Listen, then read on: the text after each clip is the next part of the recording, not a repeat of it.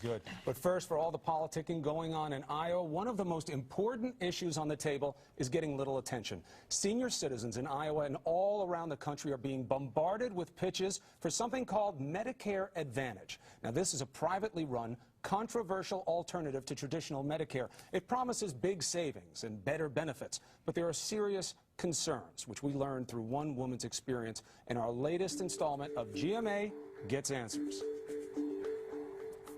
I don't like staying in the bed. For a fiercely independent woman like 77-year-old Angela Dispenza, being stuck here is unbearable. I don't want to be here. I got a house to take care of, bills. But over the summer, this usually active widow from Queens, New York, slipped and fell. Instead of tending her garden or walking to Mass, Angela lay in bed, writhing in pain. She was rushed to the emergency room at Jamaica Hospital. She had a fracture in her back. Broken back? Yes. No question. No question. But when hospital staff asked Angela's insurance company, Oxford, to admit her, the company said no.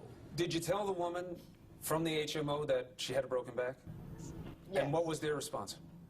That she's not for admission, that she did not need to be in the hospital. Usually when seniors visit a hospital, they're treated immediately as part of Medicare. But Angela isn't enrolled in traditional Medicare. Like more than 8 million other seniors, she opted for an alternative program called Medicare Advantage, run by insurance companies. David Rosen is Jamaica Hospital's CEO. He says the program is shortchanging seniors like Angela. We see frequent evidence of denial of care that would have been a no-brainer under the conventional Medicare program. And government audits show the problems are widespread. Backlogs of patient complaints, improperly denied claims, and unethical marketing practices. In Angela's case, Oxford denied a series of requests by Jamaica's staff, including rehabilitation in the hospital. Doctors said it was Angela's best chance to walk again. But Oxford said inpatient rehab was not medically necessary. Unusual thing to request in a situation like this, rehabilitation? Of course not. We had basically begged them, give us a week. Try her for a week. If she doesn't work for a week, then what are you going to do? You're not going to pay us anyway. We're going to be in the same boat we're in right now. Just try her for a week. No. No. No. Surprised by what the HMO said? Stunned.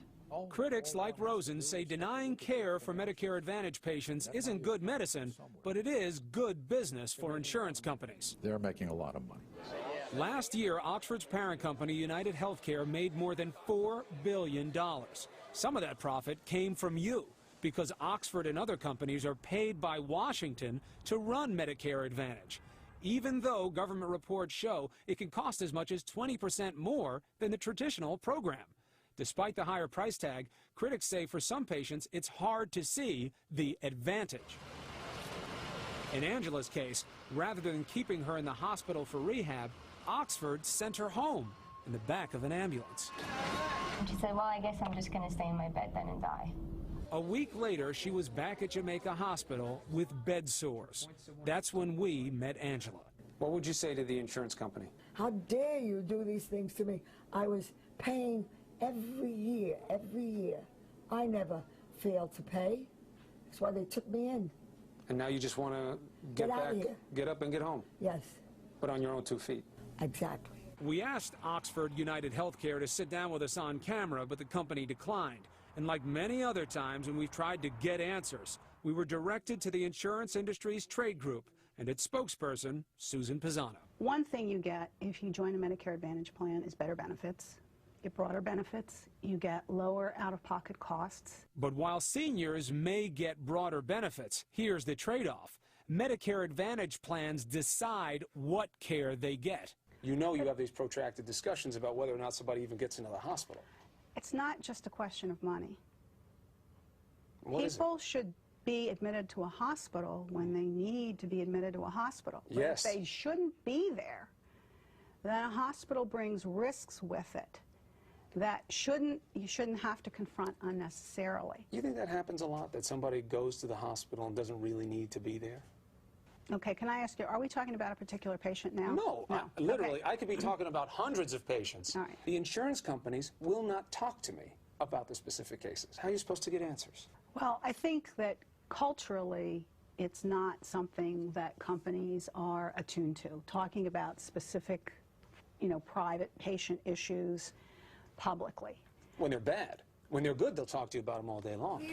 Like Joe Cameron, a favorite example for the industry. Yeah, they're doing okay, aren't they? While Oxford United Healthcare wouldn't talk to us, it did point us to this former Texas insurance salesman. Cameron says he survived a massive heart attack in 2002 thanks to United Healthcare's Medicare Advantage plan, which paid for a quadruple bypass and several months of rehab. My bill was $1,300,000. My copay was $1,700. That's an excellent coverage plan. What United Healthcare didn't tell us is Cameron has been flying around the country to lobby in favor of the program. And Cameron says the insurance companies paid his travel expenses, including United Healthcare, the same company that sent Angela Dispenza a denial of coverage letter while she was still lying in Jamaica Hospital. Your name, your identification number. Now, that letter said Angela could appeal the decision. So with her permission, GMA did just that. And a month later, we got a response.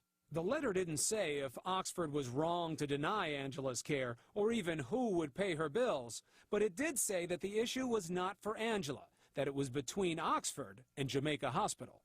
Yeah. Lucky for Angela, Jamaica Hospital gave her inpatient rehab, providing the same treatment Oxford called not medically necessary. And look at her now. Angela is back on her feet, walking, and she can't wait to go home. I'll be dancing.